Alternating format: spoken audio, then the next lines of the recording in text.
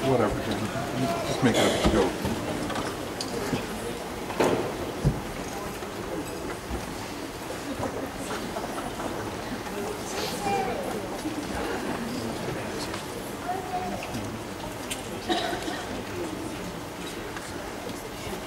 Go.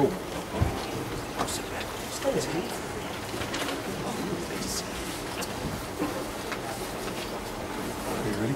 Go.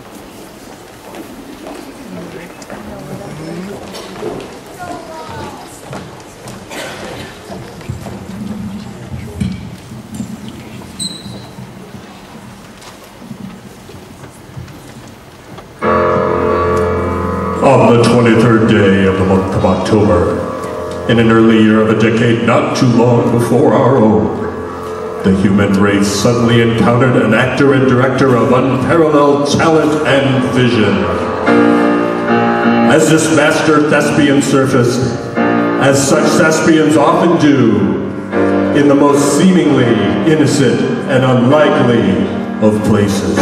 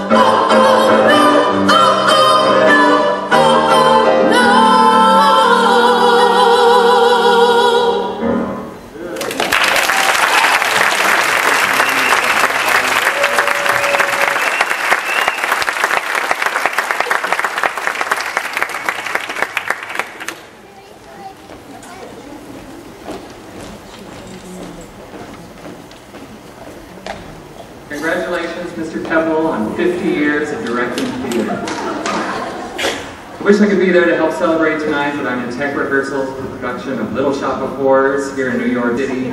Off. Like that.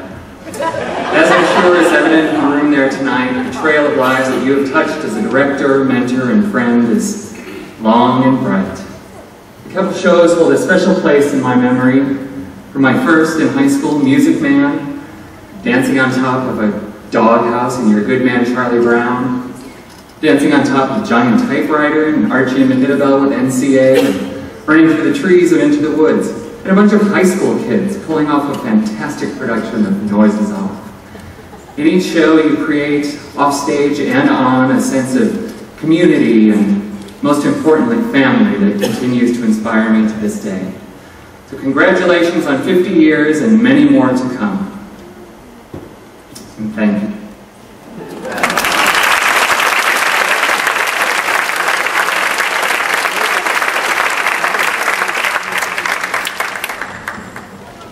I think we just heard Mark Pote say that one of the biggest gifts that we got from Mr. Koeppl was his giving us confidence. And when Todd approached me about singing a number from Kismet a couple of months ago, I said, sure, I'll just do Gesticulate. Not knowing that that's not a very easy song to sing. If I had known at 17 what I know now, I don't know if we would have had a show back then. So I want to thank you for always stretching us and always encouraging us to take on challenges. And this is for you, Mr. King.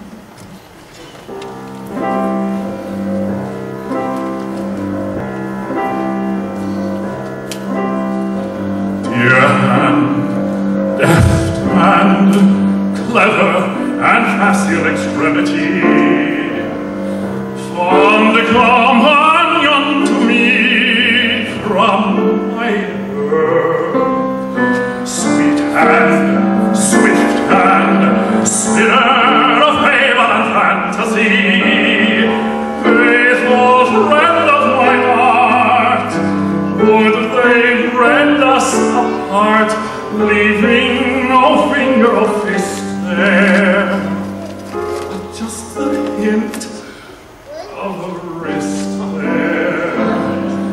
Well then, my spirited wit, my mercurial charm, am I fated to sit with an elbow and arm, and no digits to top them off, if they lop them off.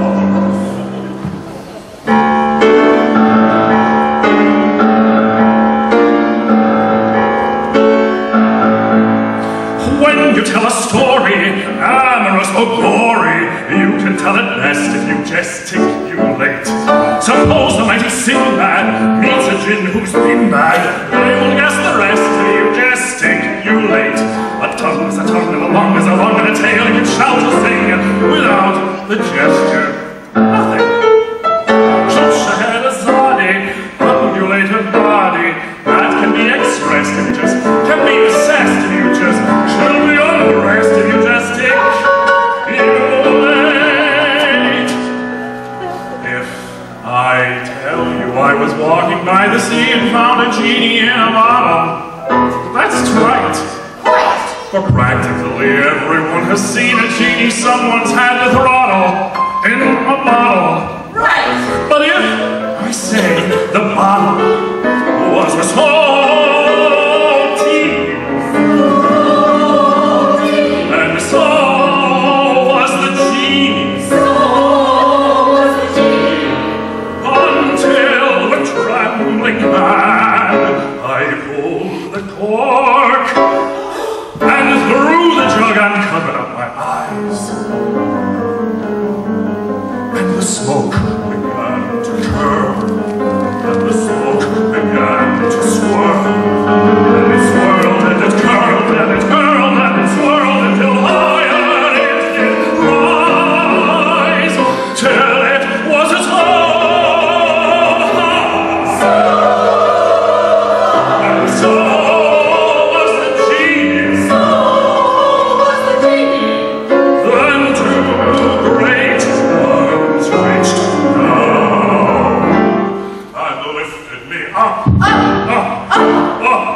into the sky, and we did fly, the genie and I. We did sail.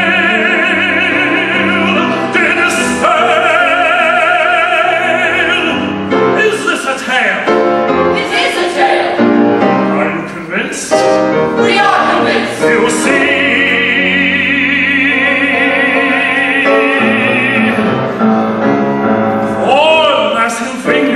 listeners will linger, they will be impressed if you just applaud with zest, if it's a question of a stork, glory, Sinbad, Hindbad, not a smoke, genie, arms fly, sky high, I state, reiterate, gesticulate,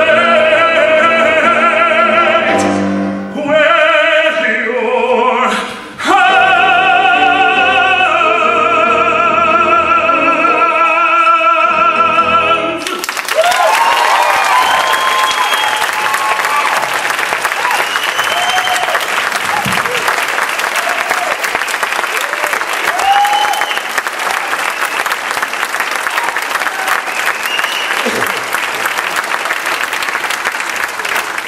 You know, and Ron, I'm going to speak on your behalf for just a couple of minutes because I think that for each person, for most of the people that you see tonight, we all kind of came from the same age range, I guess. A few of us are a little earlier than others, but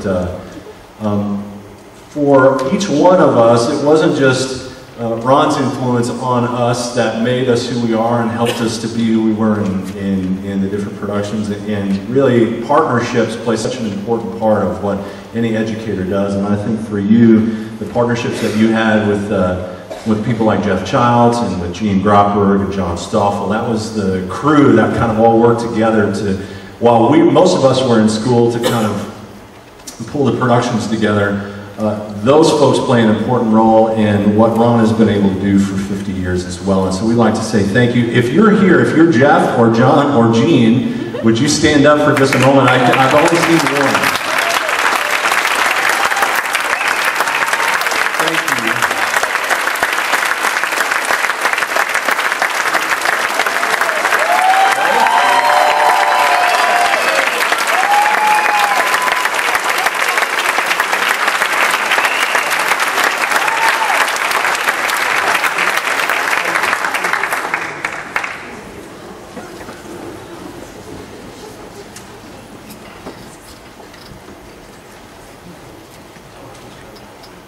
Must be nice to be believed in. It is.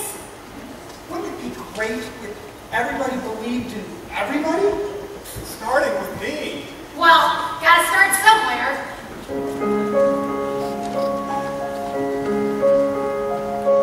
If just one person believes in you, deep enough and strong enough, believes in you, long enough and hard enough, before you knew it, someone else could think, if she can do it, I can do it. Making it to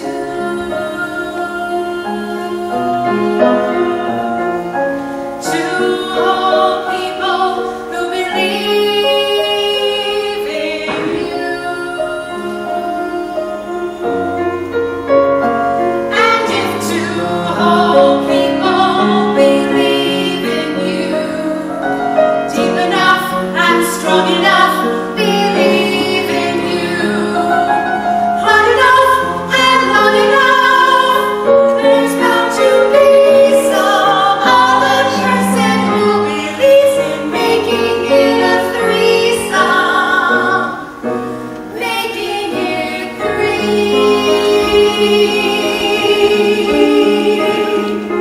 People you can say, believe in me.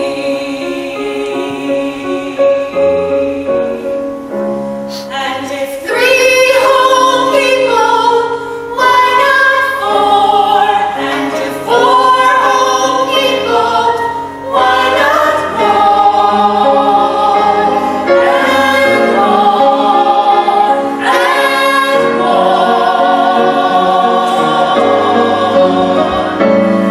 And when all those people believe in you, deep enough and strong enough, believe in you, hard enough and long enough, it's bound to reason. We must someone start to see what everybody sees in you.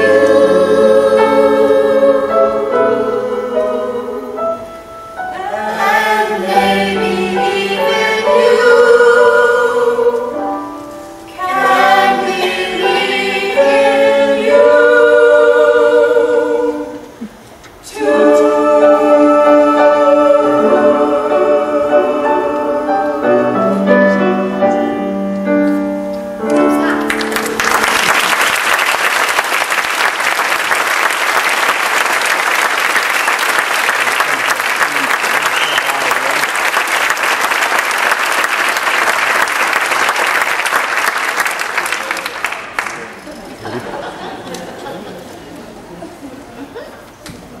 Hey, Mr. Koeppl, Stephen B. here. I'm sorry I couldn't be at your 50-year celebration tonight, but I got stuck on the set of my massive hit sitcom, Glee. No, it's out of the band. Let's not get caught. Whatever. Seriously, I just want to thank you for sharing 50 years of infinite wisdom, love, and passion for theater. I guarantee you we're all better because of you.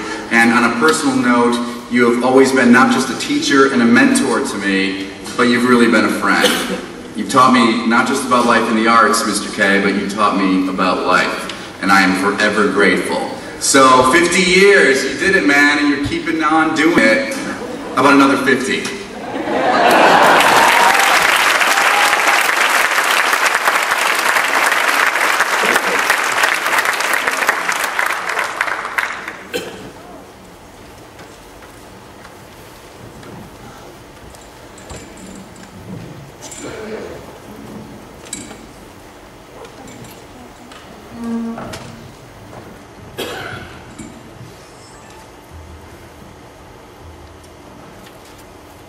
It's October, right before a rainstorm.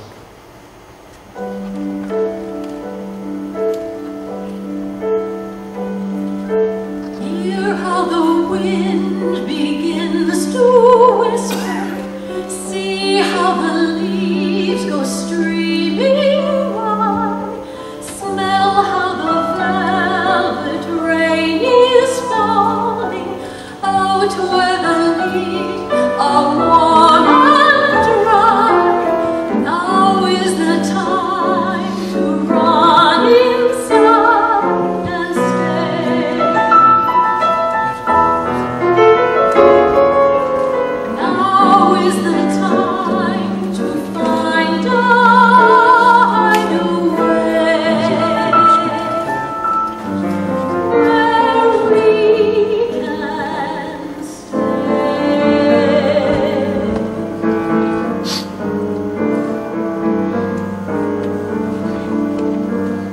Soon it's gonna rain, I can see it. Soon it's gonna rain, I can tell. Soon it's gonna rain, what are we gonna do? Soon it's gonna rain, I can feel it. Soon it's gonna rain, I can tell. Soon it's gonna rain, what will we do with you? We'll find 4 limbs of a tree, we'll build 4 walls and the floor, we'll bind it over with leaves, then duck inside to stay. Then we'll let it rain, we'll not feel it. Then we'll let it rain, rain pell-mell, and we'll not complain if it never stops at all. We'll live and love within our own 4 walls.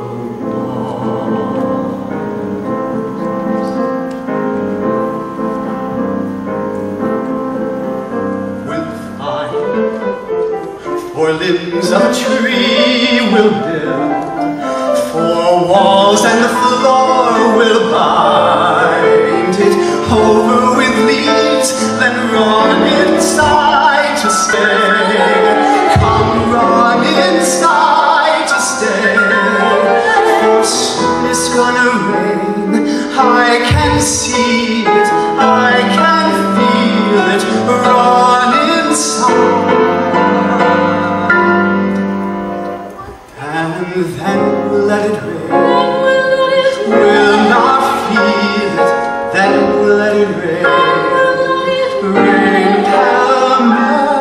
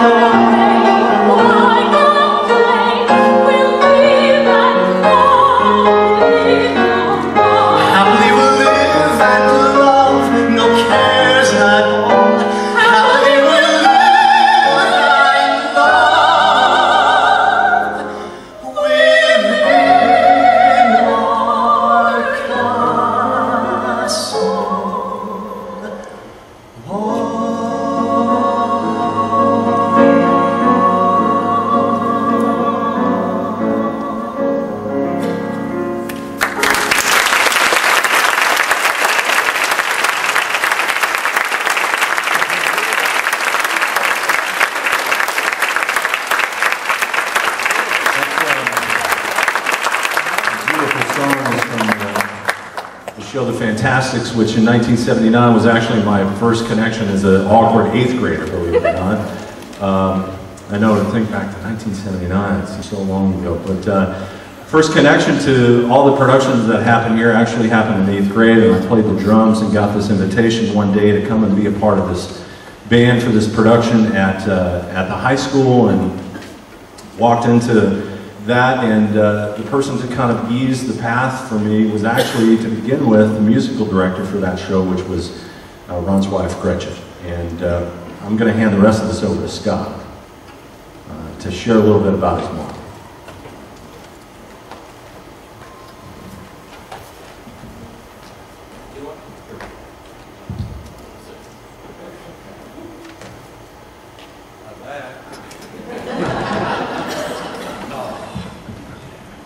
We'll get through this part together. I don't think anybody out there could not agree with me that we can't do anything tonight for 50 years of Ron's work without acknowledging that half of that success was because of Mom, Gretchen Koeppl.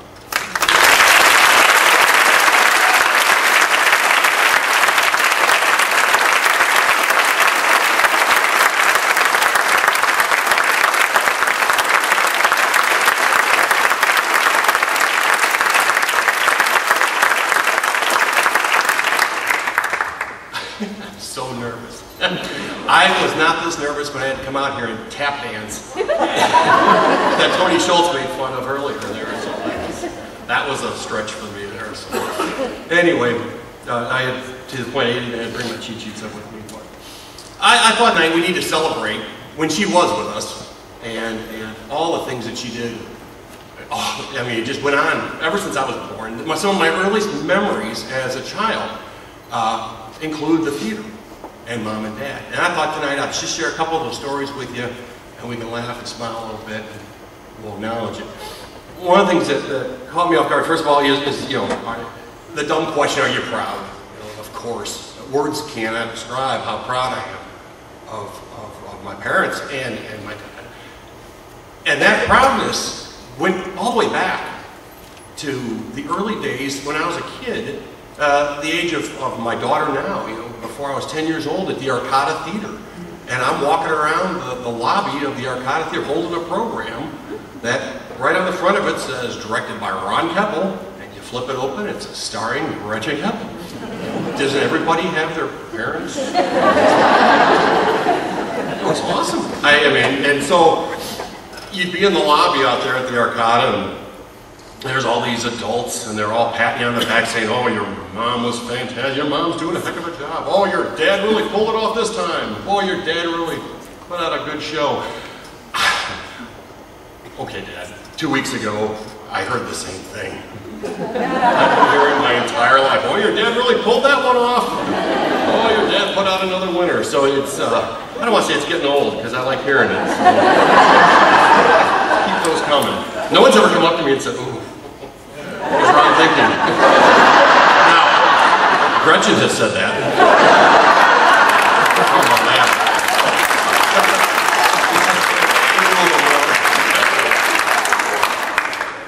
I want to bring back, tell you about our Arcata. It's a good mom story for me. The show was Once Upon a Mattress, mid-70s, at the Arcata Theater. And my mom was cast as the evil, devious queen. And that was one of my first introductions to the theater, because my dad taught me my first theater word, jokingly, typecast. Yeah. Dinner was cold that night. But, you know, once again, back to that proud, here I am, you know, in the theater, the lobby of the Arcata, just you know, Mom's in the show, Dad directed it, everything was just fabulous. Well, I had a job to do as well. As young as I was, Mom always had a way of including you in the show, making you feel like you were the most important thing out there. And I had a quarter, I was ready to go. And as soon as Act 1 ended, I was the first one out of my chair, rushed up into the lobby, and if anyone can remember the old Arcata Theater, where the stairs went up to the balcony, there used to be an old pop machine there. And you put your quarter in there, and a little cup fell down, and you picked what soda you wanted, and it filled up, and we were good to go. And that was my job. And boom, put in there, Sprite, filled it up, got that cup, everybody out of my way. Right out the lobby door, right out on the First Avenue, all the way down the street, around the corner to the theater door, or backstage door, down the steps into Mom's dressing room where she was waiting for her Sprite. Now, of course, by the time I got there, there was about First Avenue got the rest along with my shirt. But in all reality, we know that Mom really didn't need any Sprite at all. That was just her way of making me part of the show. So that was one of my fond memories that I always had. All right, we're going to jump ahead a little bit. Let's go into my high school years, where the whole family got involved, because that was really kind of a wild period of time. Speaking of time, let's talk about a timeline here. This is kind of how it goes in the Koeppl household.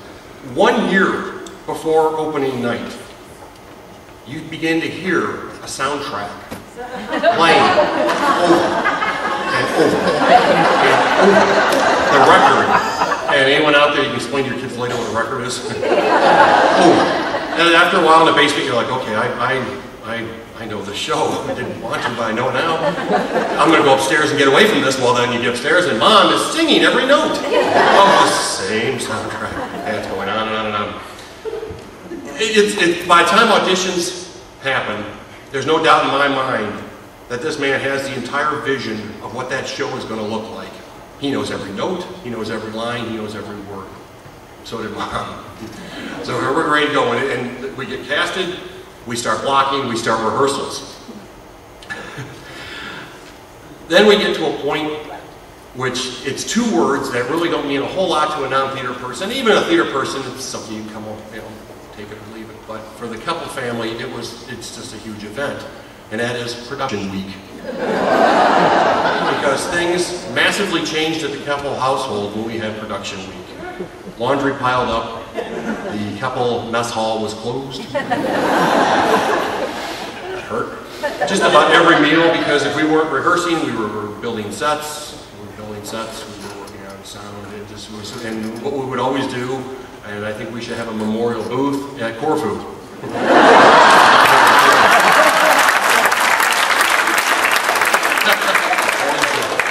That is a thing. Matter of fact, my wife said yesterday, oh, you go over to Koeppl? I'm like, no. No, we can't do anything like that. There's a good chance Dad could be sitting in there, even though he doesn't have a show going on. So another thing that, around that time period too, not so much production week though, it was kind of strange in the Koeppl house, is you'd come home, you'd walk through the living room, and you'd stop for a second. You'd turn back, and you'd say, where'd the chair go? Turns out that chair was Act 1, Scene 3. The next day you walk through your living room, couch is gone. Act 1, Scene 4. I think I'm going to sit at the dining room table and think this one out. Well, there's no dining room chairs. Which was no biggie, because the next day the dining room table was gone. And it got really bad was when you go over to some of my parents' friends' house. You go to Donna and John Stockman's house, you walk in and you see half their furniture gone. You say, well, Ron and Gretchen raided you guys too. Must have been Act 2. Wall paintings. I look at any photo from any set, I can tell you something that belongs in our house. Disappeared. Truck it all back on strike day. So opening night comes. I'm having the time of my life on this stage right here, just having a ball, surrounded by my talented classmates, and thank goodness they were talented, because I was the one usually butchering up the song. It's pretty good at that. But during this, these productions, I can look off to the wings of the stage, and there's my brother working backstage. I look up in the famous corner up there, and there's Pop sitting there, and more times than not I look down in the pit, and there was Mom. And I tell you, there's no better way for a family to spend a weekend.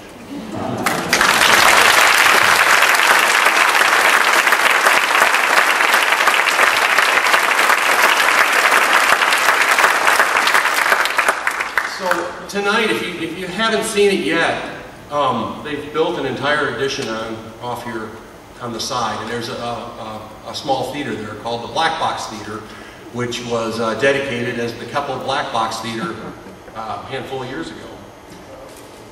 I knew you'd know that date. Like that, 2004. And just one of the things that I noticed that I always that I like is when you go to the double doors to go into it, you look up, there's the plaque above it, and the plaque just says Koeppl. It doesn't say Ron Koeppl, it just says Koeppl. And I think that's totally appropriate because half of that love of theater, respect of theater, enjoyment of theater, half of that was Ron Koeppl, and the other half was Gretchen. Thank you.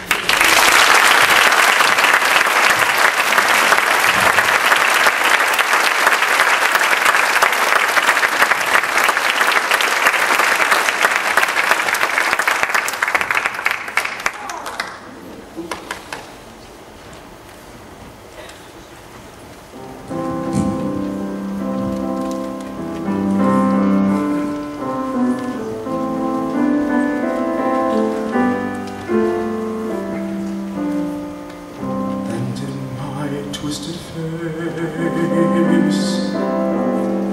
there's not the slightest trace of anything that even hints at kindness, and from my tortured shape, no comfort, no escape. I see, but deep within his heart a blindness, hopeless. As my dream dies, as the time flies, love a lost illusion, helpless, unforgiven, cold and driven to this sad conclusion.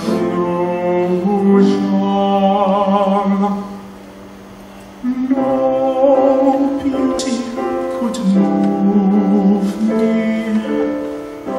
no goodness improve me, no power on earth if I can't love her.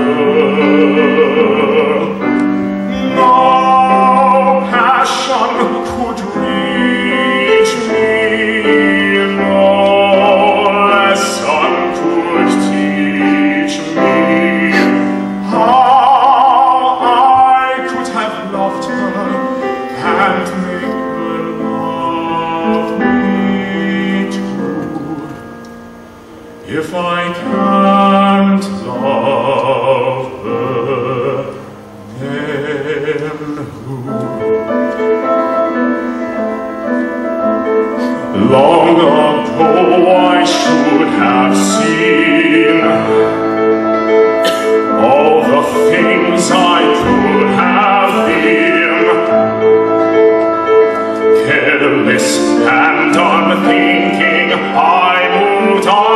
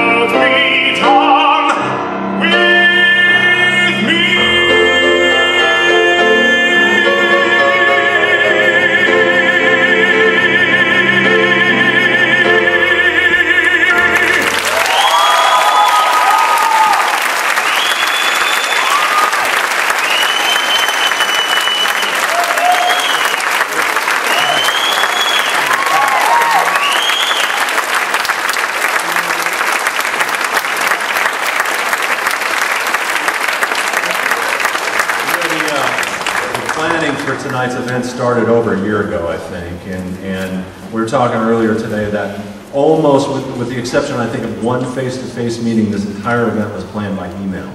And there have been many, many people who, at some point, we had to kind of call a truce and say, okay, everybody who wants to make a contribution, we're going to have to kind of cut it off at some point or another. Otherwise, we would have been here all evening. But if you are here tonight and haven't had the opportunity to be on stage, but were somehow involved in any of Ron's productions over the last 50 years, I just want you to turn around and have a look at the impact. If you would stand up for just a moment, if you were somehow involved in any of Ron's productions.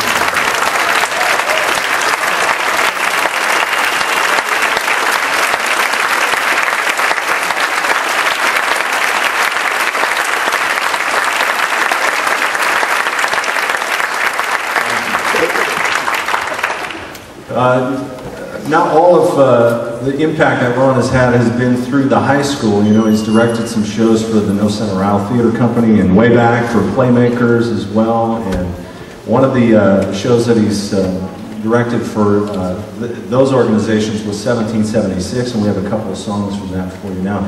Joe Bilquist is going to sing a song from 1776 where Richard Henry Lee explains why he is the right person to convince the Virginia legislature to propose that the 13 colonies declare their independence.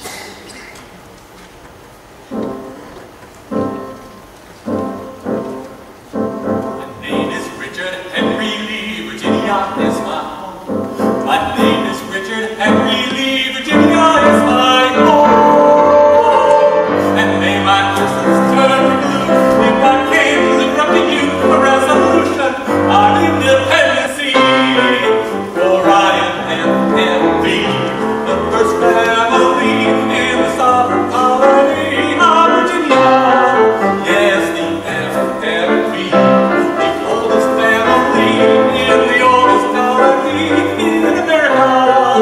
And may the British burn the land if I came to live to your hand. A resolution on independency.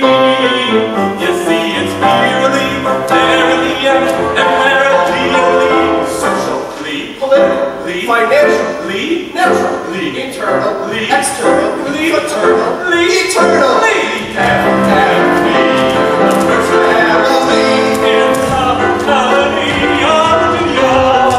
And may my wife refuse to pay back my cable and resist a resolution on independency. Now listen to me, right? They say that God in heaven is everybody's God. I live believe that God in heaven is everybody's God.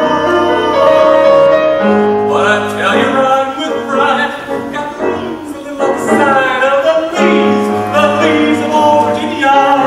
You see, it's yearly, verily, everywhere I leave, yearly, verily, everywhere I leave. Look out, there's Papa Lee, Bobby Lee, General Light Horse Harry Lee, Rudy Lee, Jesse Lee, Richard H. That's me.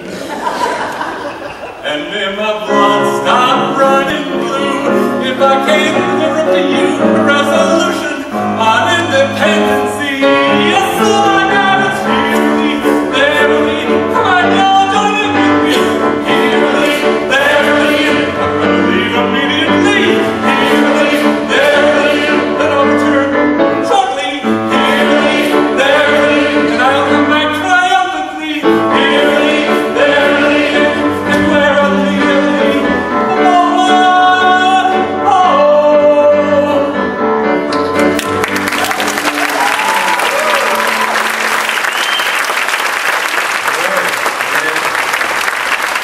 We've got, in fact, another song from 1776 for you here from Terry Chris. Excuse me. I won't fight them. Do you mind sitting back on the Sure. Thank you. And our women are serene, full-bosomed, everyone a queen. Why, they're Lees, damn it, Lees of old Virginia. Yes, oh my God, it's really,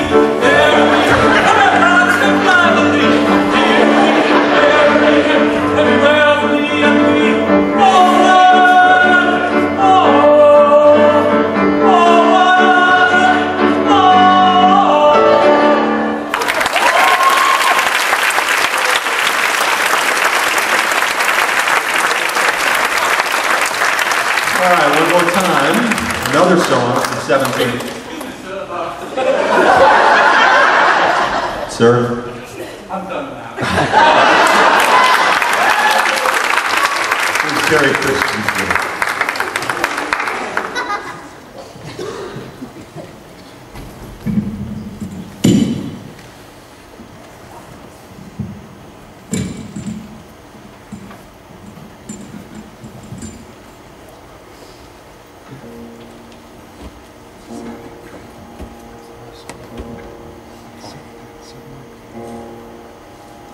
Mama, hey mama, come looking for me.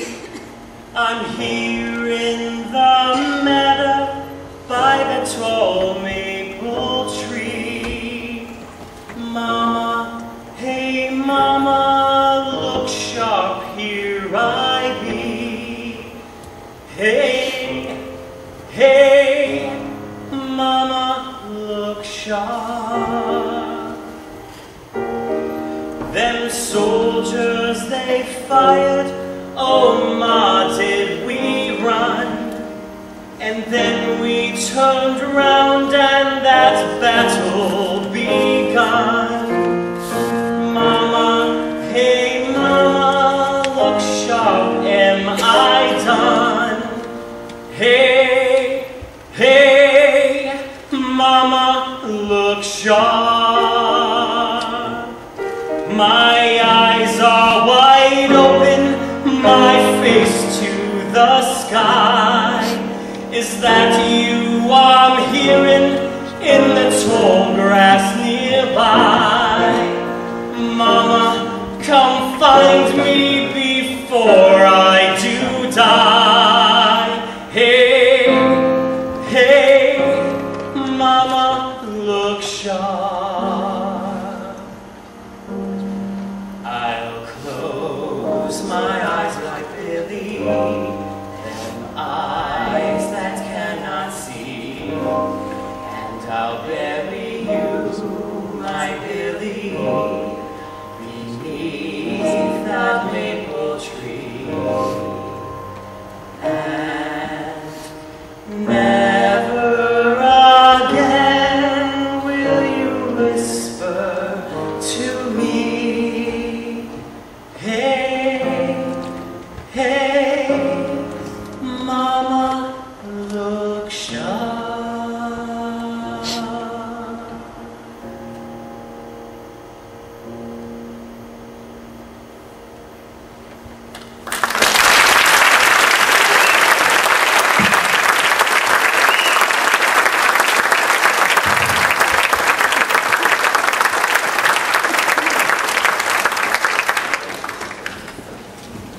Well, before we kind of wrap up the evening and transition to the next part, I want you to be able to stay for the reception, which will happen from 9 until 10:30 in the Commons next door. But we need to recognize a couple of people to begin with that have worked and done special projects behind the scenes to make all this possible. And so we want to recognize Noel Childs, who was in charge of the graphics, the design. Noel, I think he's here someplace. Your years came up. So we can all see what you look like now. So we all remember him from a long time. Okay, he's not here. Okay. Either that or he's hiding right now. The other person we need to recognize who kind of stepped in at the last minute, John Waller, our photographer right down here. We called him earlier today. And really, the guy who's been holding all this together, the glue behind it all, is our musical director, Scott Stevens.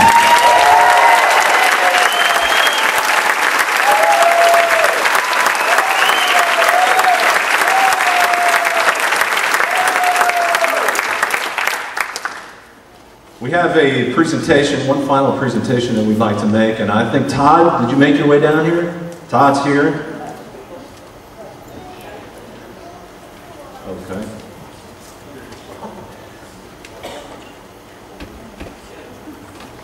With shows that we started rehearsing last night, there's these moments where we're not really sure what's going on. And just to let you in, this would be one of those moments. But for this last,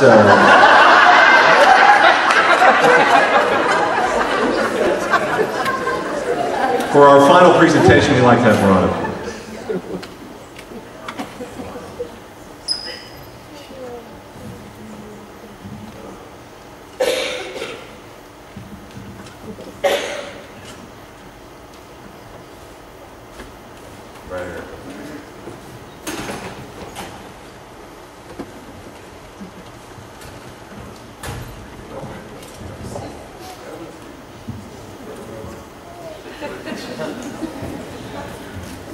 I finally get him up on stage and I'm still the one holding the mic. Okay, he's got one too. That's good. You don't often get me here. Usually I'm back there or somewhere in the dark. We had Noel's graphic made into a poster. And framed up.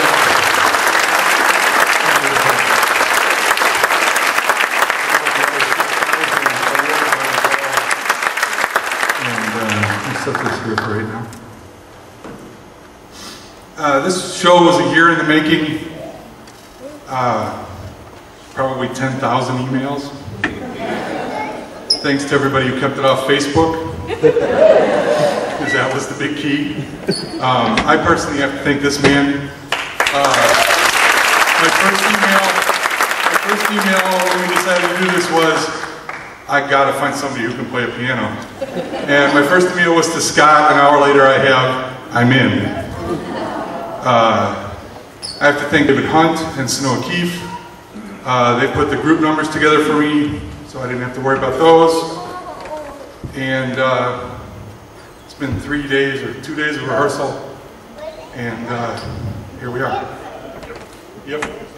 Apologize for lying. So,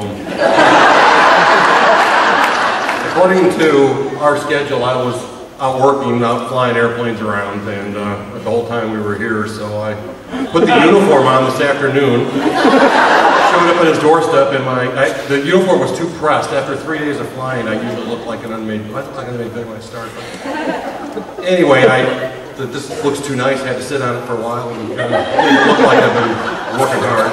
But yep, showed up, he fell for hook, line, and sinker, and we're driving over here tonight, and there was lightning everywhere. It was like, yeah, just fly through this. And I'm like, no, yes, no. I don't know. Yeah, you want to fly with this guy, don't you? Yeah. Oh yeah. It was a whole string of lines, man. How was Seattle? It was great.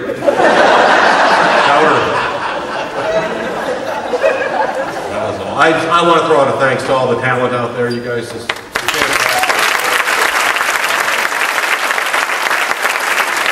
It's a shame we have such untalented friends that we can email and say, could you come do something with us? Maybe we're going to throw us a party and sing. And they all go, no, we don't want to do it. Every one of them said yes. So if you guys want to come up, we got one more number. I believe this one was Miss Keefe's idea. Oh, face! I have to pick on Sonoma. This is a song that Dad has not done. But the words to this song, if you listen very closely, are very perfect. So listen, and you'll find out why she wanted to do this song.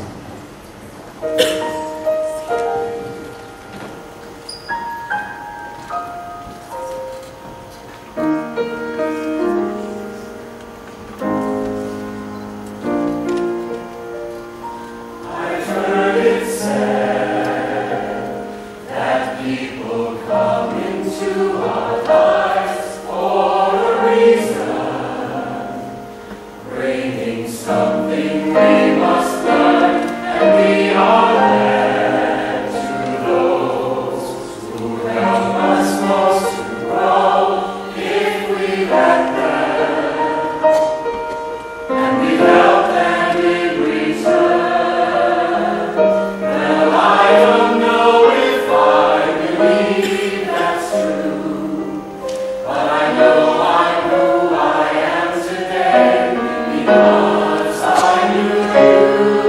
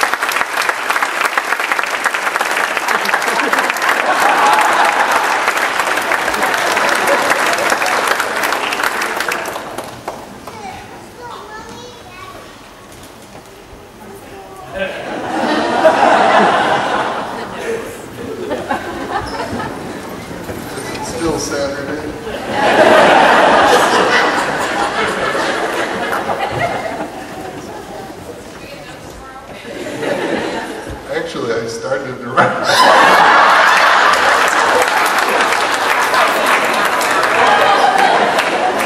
You were saved by my daughter-in-law. She said, "Can I hold it yet?"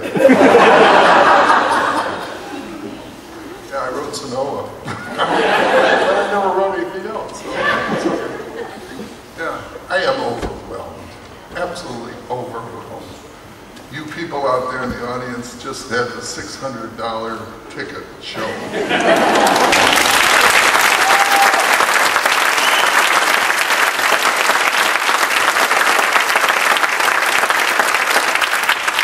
I just finished a play on this very stage just this last Sunday.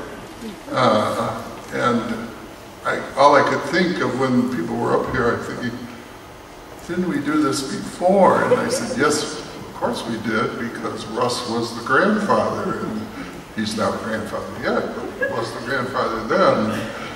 Peggy Burr's out there, and she was in, and so forth. And I just, I don't know. I'm almost to the point where, relatively speaking, I'm not a speechless person, but I'm totally blown away. People from California, I'm thinking, oh my, I can't handle this. And Minnesota, I see, and a few other places. I do keep in touch with many of them, not all of them, obviously, but many of them, and I know what they've been doing and so forth, and some of them I see that I don't know what they've been doing. I'm going to be asking them what they've been doing. And, you know, I can probably go through every person, and I think I said this at the 25th anniversary party that we had after Sound of Music, and I remember Darlene Jones saying, "You forgot Matt, you forgot Jeff." I had a story about everybody else, but I forgot Matt and I forgot Jeff. So Darlene,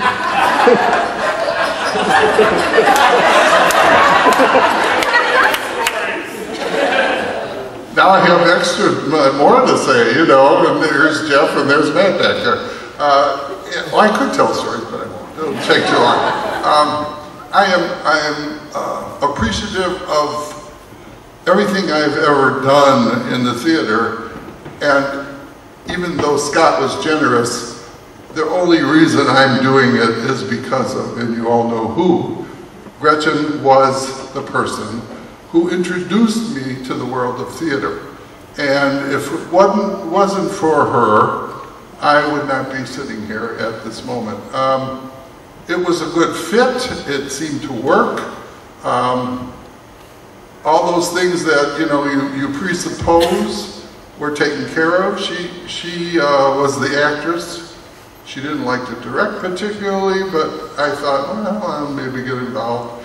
And in order for us to stay close together in college, and this is many, many long years ago, because I'm preparing for our 50th reunion right now. As I said, it's totally, I give her total credit for the whole thing. I'm lucky that I have her on DVD. I can watch her perform, sing, act, the whole thing. I have most of these people on DVD. Now don't look quite the same as they used to. But they're on DVD too, and interestingly enough, I do watch it from time to time, just for a kickstart sometimes, if nothing else. I spent 2.5 hours yesterday with the choreographer for the spring musical that's coming up. And here's Wendy. And I have to mention Wendy, because Wendy was with me.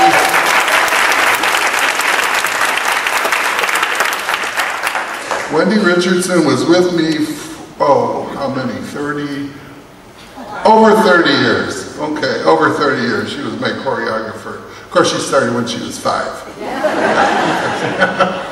And Melinda, I mean, just to see people that I've been working with from junior high age on, you know, when I went to that reunion, she mentioned I was a little bit chagrined. I thought, oh, what if I don't know people? Well, I was amazed how many I did know, and then I was also amazed when I talked to them how much they brought up everything that she had mentioned about the show they were in and so forth, and we called that our refrigerator box musical because we had no money and we made everything out of cardboard and had the kids run out and find boxes from stoves and refrigerators and whatever. You know, it was the days of, and primitive as they were. But this group here is an awesome group. I mean, really awesome group. And you go from well, not day one, because the guy she mentioned about splitting his pants, okay, he called me. He said, I know, Mr. Koeppl, you're not going to want to hear this, but I'll be 60 next year. And I said, you're right, I didn't want to hear that. However, it was nice of him to call anyway. And the story that Scott read was true, absolutely, down to the last detail. Everything that he said happened. And I thought, why am I in this? I mean, why am I doing this? Bus duty would have been simpler. But in Schaumburg in those days, snow was drifting high in the winters, and I thought, nah, 8th grade play sounds better. Yeah, that's how I ended up doing it, by accident almost. Luckily, I tried to stay with it, and we've had many, many fabulous